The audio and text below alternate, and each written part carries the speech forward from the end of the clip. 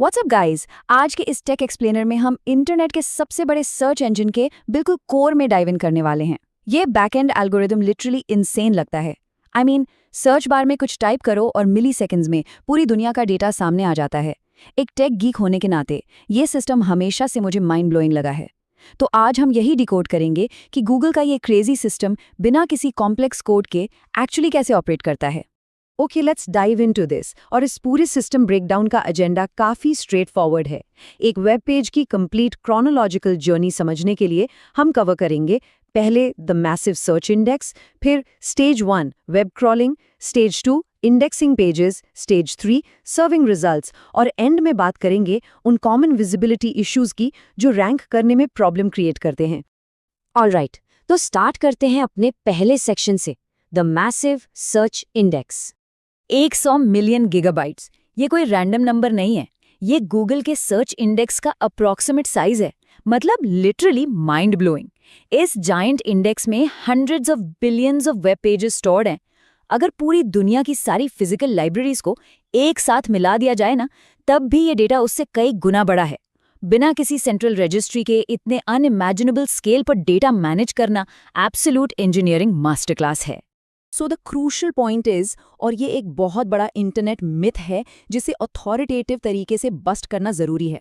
बहुत लोग सोचते हैं कि पैसे देकर टॉप ऑर्गेनिक रिजल्ट्स को खरीदा जा सकता है, पर फैक्ट ये है कि गूगल कभी किसी साइट को क्रॉल या रैंक करने के पैसे नहीं लेता। ये पूरा सिस्टम इसेंशियली एक ऑटोमेटेड प्रोग्राम पर चलता है जहां रूल्स हर एक वेबसाइट के लिए बिल्कुल सेम है। Zero bias, no way to buy the top spot. तो बेसिक सर्च रोडमैप कुछ ऐसा दिखता है, जो 3 एल्गोरिथमिक स्टेजेस में डिवाइडेड है: क्रॉलिंग, इंडेक्सिंग और फिर सर्च रिजल्ट्स सर्व करना। ये लिटरली एक स्ट्रिक्ट फिल्टर की तरह है। किसी भी लिंक को किसी के स्क्रीन पर आने से पहले इन 3 स्टेजेस को सक्सेसफुली नेविगेट करना ही पड़ता है। अगर पेज एक भी स्टेप में फेल हुआ तो वो सर्च रिजल्ट्स में एग्जिस्ट ही नहीं करेगा। चलिए अब देखते हैं इस जर्नी का पहला technical phase, stage 1 web crawling. इस पूरे एक्सप्लोरेशन का असली हीरो है गूगलबॉट। ये बेसिकली एक एल्गोरिथमिक वेब क्रॉलर प्रोग्राम है जिसे स्पाइडर भी कहा जाता है, और ये वेब को कॉन्स्टेंटली एक्सप्लोर करके नए यूआरएल्स डिस्कवर करता है।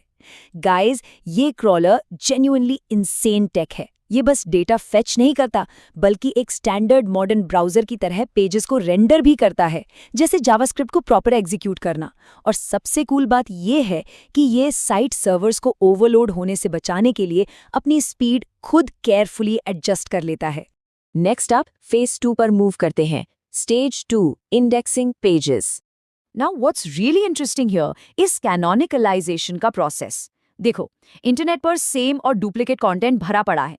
एक ही पेज के मोबाइल और डेस्कटॉप वर्जन्स हो सकते हैं, या थोड़े बहुत चेंजेस के साथ मल्टीपल यूआरएल्स। तो ये सिस्टम उन सभी सिमिलर पेजेस का एक क्लस्टर बनाता है, एनालाइज करता है और उनमें से एक single best definitive version select कर लेता है। इससे डेटाबेस सुपर क्लीन रहता है। सो बेसिकली जो रॉ क्रॉल्ड डेटा मिलता है उसे ट्रांसलेट करके इस सर्च इंडेक्स में ऑर्गेनाइज किया जाता है। ये बिल्कुल किसी थिक टेक्स्ट बुक के पीछे दिए गए इंडेक्स की तरह काम करता है, जहां हर वेब पेज पर मिले हर शब्द की एक प्रॉपर एंट्री होती है। पर बात सिर्फ वेब पेजेस तक लिमिटेड नहीं है। ये system millions of books, live public data feeds और ट्रैवल टाइम्स को भी बैक एंड से पुल करता है। और अब आते हैं आखिरी मैजिकल स्टेप पर, stage 3 serving results. And this brilliantly illustrates कि रिजल्ट रेलेवेंसी एक्चुअली कैसे काम करती है। अगर एग्जैक्ट सेम क्वेरी टाइप की जाए, जैसे बाइसिकल रिपेयर शॉप्स, तो प्रोग्रामेटिक सॉर्टिंग इस इंडेक्स डेटा को मैच करती है। पेरिस से सर्च करने पर रियल टाइम फैक्टर्स जैसे लोकेशन और लोकल लैंग्वेज के हिसाब से बिल्कुल अलग लोकल रिजल्ट्स आएंगे, और वही हांगकांग के यूजर का कॉन्टेक्स्ट बिल्कुल अलग रिजल्ट लिस्ट सर्व करेगा। और इंटरेस्टिंग बात यह है कि पूरा actual user interface instantly adapt हो जाता है। सर्च फीचर्स डायनामिकली शिफ्ट होते हैं।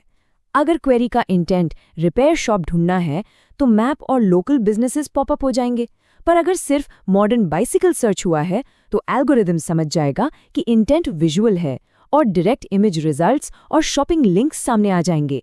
फाइनली आते हैं आखिरी सेक्शन पर, आम विजिबिलिटी समस्याएं। Let's move to and see how this builds up into real-world roadblocks.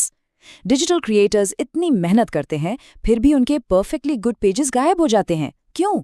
क्योंकि ये एक स्ट्रिक्ट रिजेक्शन चेकलिस्ट की तरह काम करता है। या तो सर्वर और नेटवर्क एरर्स होंगे जहां बॉट पहुंच ही नहीं पाता, या फिर रिस्ट्रिक्टिव robots.txt रूल्स बॉट को इंडेक्स करने से ब्लॉक कर देते हैं। और अगर क्रॉल हो भी गया तो लो क्वालिटी कंटेंट और unnecessarily difficult site design page को सर्च में आने से रोक देंगे। तो इस पूरी एक्सप्लेनर को रैप अप करते हुए एक काफ़ी प्रोवोकेटिव थॉट दिमाग में आता है।